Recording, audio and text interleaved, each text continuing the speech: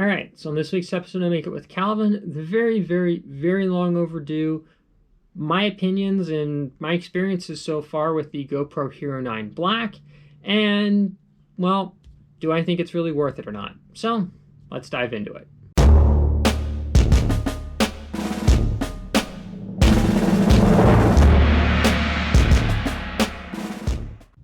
So first things first, yes, this is the replacement camera that I eventually got from GoPro through the subscriber exchange program. That being said, I am talking about the camera ecosystem as a whole, and I would assume that the camera that I had to send back in will be the same as the one that I received. I'm just putting that out there for full disclosure. Now, when it comes to the camera itself, this is definitely a huge step up from the 3 Plus Black that I used to film with and Danielle's GoPro Hero, which I've almost so filmed with. And being that this camera has seen use with my channel and especially with Danielle's channel, I feel like it's totally fair to include stories from both of those, because I feel like there's situations that the camera would see when I'm using it, and there's situations that the camera would see when I'm filming with Danielle that are totally different, but they all play a role into how you're going to use this for yourself. Now, in short, the reason why I bought another GoPro over something else is the fact that I've had very good luck with GoPros. I quite like the ecosystem, I'm very familiar with it, and I just like the simplicity of the cameras, especially when you're doing things where you kind of have to just throw the camera in your bag or in your backpack, hike for a while, pull it out, film some, put it back in, and go. I personally prefer the ruggedness of a GoPro over the potential fragility of a DSLR or a camcorder or something similar. And also the super tiny form factor is super, super nice. So that aside, my opinions on the camera. Well, as a whole, there's not a whole lot to complain about. There are some things that I feel like maybe GoPro could have done better that I didn't exactly like, but I will get to those in a minute. One thing that really makes this camera nice is the front-facing LCD here, and I can't stress enough how helpful this thing is, as I'm filming on an older GoPro that does not have one of those. And one drawback to this is there is about a 1.5 to 2 second lag with it. Kind of frustrating, but at the same time, you know what? Something is better than nothing, and most of the time I would just use it for shot framing to make sure that everything looks right. Okay, it looks decent, let's roll. Because there's quite a few times where I'd have the camera set up in selfie mode to film something, and it was nice not having to, run back and forth and estimate heights and all that good stuff. Now, another thing that was really nice about this camera is the image stabilization on this actually works quite well. Now, image stabilization is one of those things where I feel like you still want to try and avoid getting into situations where you have to solely rely upon it. But if you do have to use it, at least you have that capability and it is helpful. One other thing that this camera really, really kicked butt on was working in lower light conditions. Now, I don't film in anything higher than 1080 by 60. I know the higher the resolution that you go, the worse the performance becomes in lower light conditions. But for what I'm doing, 1080 still manages to fill up a whole bunch of hard drives pretty quick. So I really don't see a need to shoot in 8K or 12K or whatever the big boys do. So for what I'm doing, 1080 at 60, that's perfectly fine. Where this camera kicked real butt, though, is on the mega road trip that Danielle and I did, where we hit multiple states, visited a whole crap ton of different awesome locations. One of them was Carlsbad Caverns on the southeastern side of New Mexico. And the lighting in there is very pinpointed on various features, and then the rest of it is just scattered light coming from those kind of like hot spots, if you will. And Danielle's GoPro Hero, which is what she films with, it's a great camera, but in those conditions, it couldn't record anything. So I figured, okay, you know what? Let me see what my camera can do. And I was pleasantly surprised at what the camera could pull off, both as video, hyperlapse, and as still photos. And I'll have the video linked somewhere up there.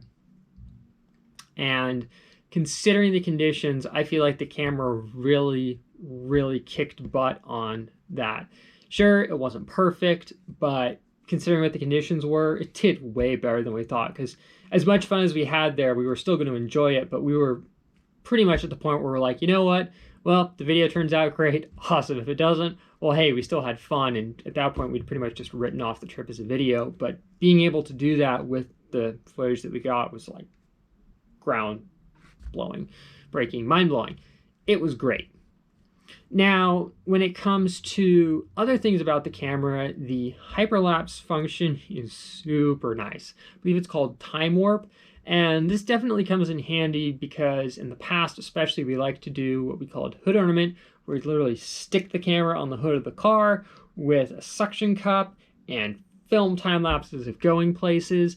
And the fact that this will kind of adjust the speed as it's recording to make things more smooth is actually very nice, because there will be portions where you're going slower. It'll kind of compensate for that for the areas you're going quicker.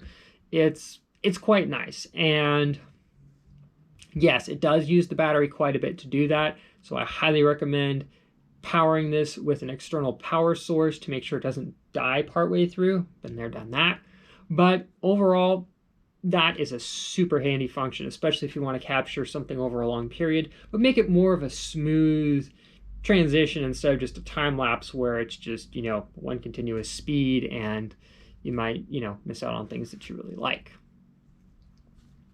Now, when it comes to things that I didn't entirely like about this, I did touch on the front LCD having the problem with the lag.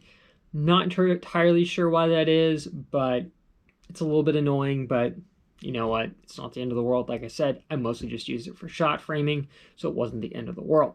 Now, when it comes to the LCD on the back side, though, the one thing that was quite frustrating is the fact that when I try and push on there to access certain things, and it wasn't just me, it was Danielle too, there were times where the LCD wouldn't register the hit that you wanted it to, and it would either clear the screen or not do what you wanted.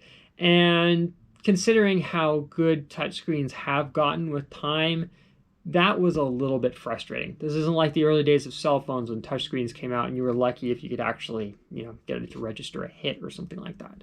So that was a little bit annoying, but you know what? Thankfully, it wasn't too big of a deal.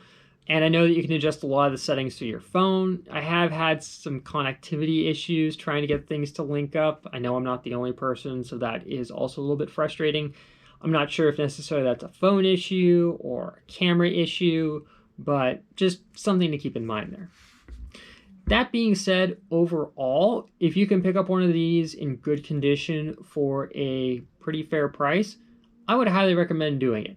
Yes, it is a bit more on the expensive side, and yes, there are other cameras out there that might be cheaper, but personally, if you really want to get into doing a lot of outdoor filming, or you just kind of want to have something that you can clip on and go, like what we did during the Smith River kayaking, which was super helpful, and also got that super epic and embarrassing kayak flip, which has pretty much just become like an iconic thing now between me and Danielle.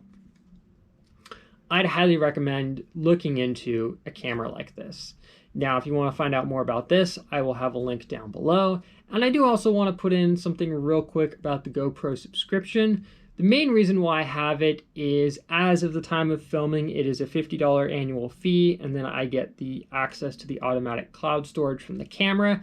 And going back to our massive road trip, it was so nice when we had hotels that had good quality internet that was actually usable, to be able to just use the laptop as a mobile hotspot, which is a feature it has, and just have the camera automatically offload all that footage and put it up to the cloud. I did also save a backup to the laptop, but the feeling was if the camera got lost or stolen, if the laptop got lost, stolen, or broken, at least we had something saved on the cloud that we could access and still use.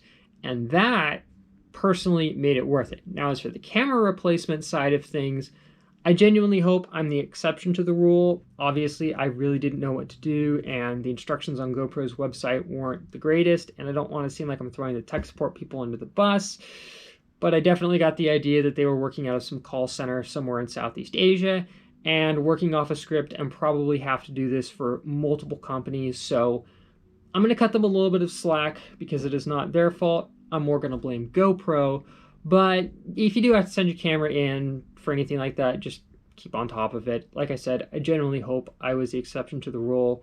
I did have the problem with my credit card expiring partway through, which I think really screwed things up. Probably if I had contacted them sooner, maybe could have gotten it quicker. Don't know, not going to speculate about it. I'm just putting that out there as a disclaimer. But main reason why I got it was for the cloud storage, and in that aspect, I think, yes, it is totally worth it. If you are able to afford it and get it. It's worth it. So, I hope you guys enjoyed this, and if you have any opinions, I'd love to hear what your opinions are on the newer cameras, the older cameras, anything like that. I'm all ears. So, hope you guys enjoyed, and I'll have a link down below, as well as probably some cards to the various things I've talked about. I'll see you guys here next time on Make It with Calvin.